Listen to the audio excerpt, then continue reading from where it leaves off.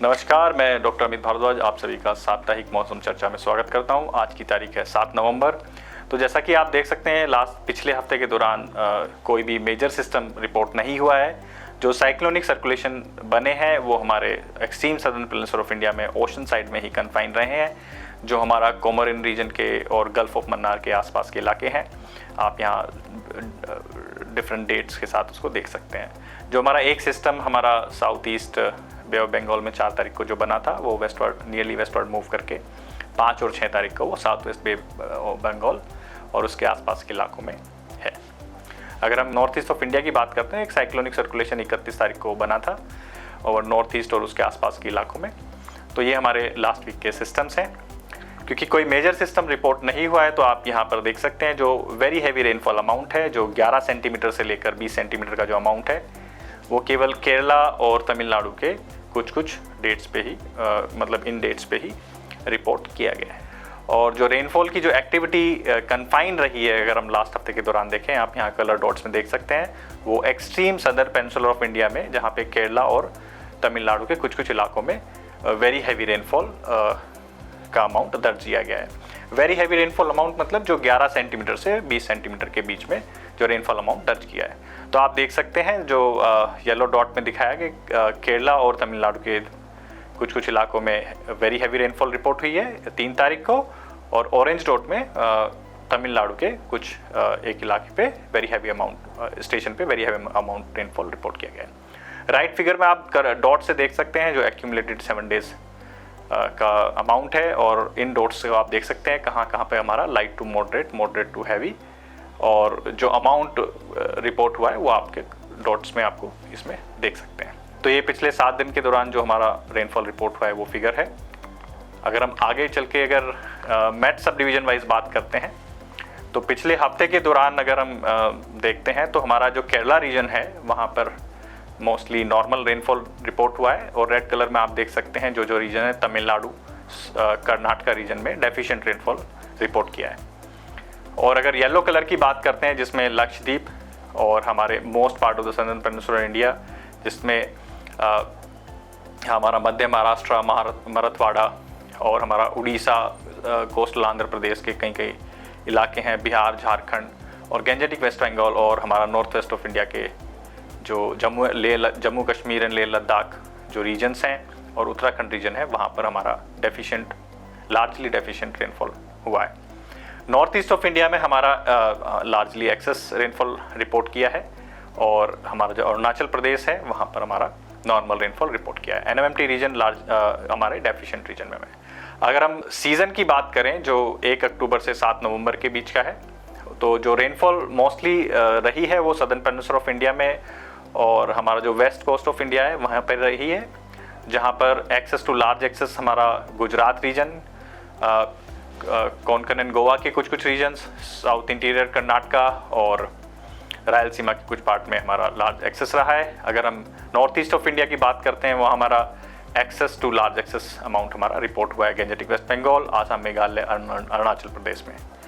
और अगर हम extreme southern peninsula of India की बात करें तो जो सीजन एज ए होल जो हमारा नॉर्मल अमाउंट हुआ है Lakshadweep, Kerala and Tamil Nadu and Andaman and Nicobar में, और हमारा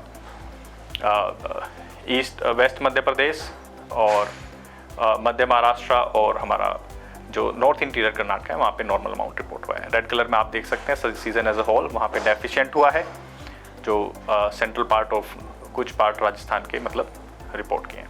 नॉर्थ वेस्ट ऑफ इंडिया में हमारा लार्जली डेफिशिएंट रहा है, क्योंकि वेस्टर्न डिस्टर्बेंस की एक्टिविटी इस लास्ट हफ्ते के दौरान काफ़ी कम रही है। तो ये हमारा अगर हम कंट्री एज अ होल की बात करते हैं तो लास्ट वीक के दौरान जो हमारा डिपार्चर है नॉर्मल से, नॉर्मल रेनफॉल 9.5 और वीक का एक्चुअल जो रिपोर्ट हुआ है 5.8, जो -43% बिलो नॉर्मल है।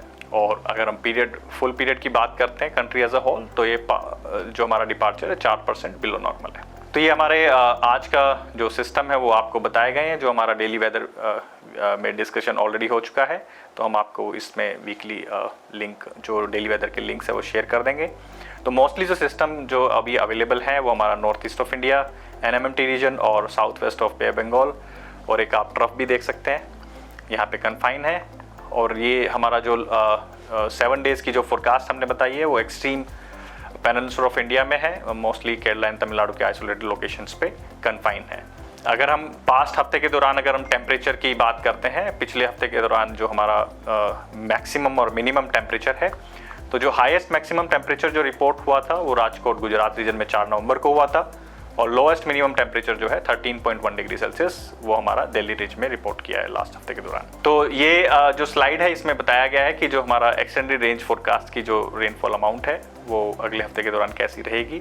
तो जो हमारी रेनफॉल है वो mostly southern peninsula of India में कन्फाइन रहेगी, और जो रेनफॉल का जो अमाउंट है वो नॉर्मल से अबव नॉर्मल जो रहने की संभावना है वीक 1 और वीक 2 के दौरान हमारे extreme southern peninsula of India, जिसमें हमारा तमिलनाडु के कुछ लोकेशन और केरला के कुछ लोकेशन हैं, वहीं पे कन्फाइन होने के चांस हैं वीक 1 और वीक 2 में। अगर हम टेम्परेचर की बात करते हैं, मैक्सिमम टेम्परेचर, तो मैक्सिमम टेम्परेचर जो है वो अबव नॉर्मल रहेगा most part of the country में, और ये जो है बिलो नॉर्मल रहने की संभावना है जो सेंट्रल इंडिया है और वेस्ट ऑफ इंडिया के कुछ जो हमारे मैट्स वहाँ पर। सेम सिनेरियो हमारा वीक 2 में भी बना रहने की संभावना है वीक 2 के दौरान 40 मैक्स। अगर हम मिनिमम टेम्परेचर की बात करते हैं तो मिनिमम टेम्परेचर अबव नॉर्मल रहेगा नॉर्थ वेस्ट ऑफ इंडिया में, और ये बिलो नॉर्मल रहने की संभावना है वेस्ट इंडिया और सदर्न पार्ट ऑफ इट उसके काफ़ी इलाकों में। वीक 2 के दौरान मिनिमम टेम्परेचर जो है अबव नॉर्मल रहने की संभावना है नॉर्थ वेस्ट ऑफ इंडिया में, और मिनिमम टेम्परेचर बिलो नॉर्मल रहेगा सेंट्रल एंड वेस्ट इंडिया में। तो ये हमारा extended range forecast model forecast के थ्रू ये आए हैं। अगर हम डिसीजन की बात करते हैं तो जो फोरकास्टर्स डिसीजन है वो यहाँ पे आपको बताए गए हैं। तो कोई मेजर सिस्टम नहीं होने की वजह से तो हमारा जो मिनिमम जो टेम्परेचर है, मिनिमम और मैक्सिमम टेम्परेचर, वो हमारे most part of the country में उसमें कोई भी सिग्निफिकेंट चेंज होने की संभावना नहीं है वीक 1 के दौरान।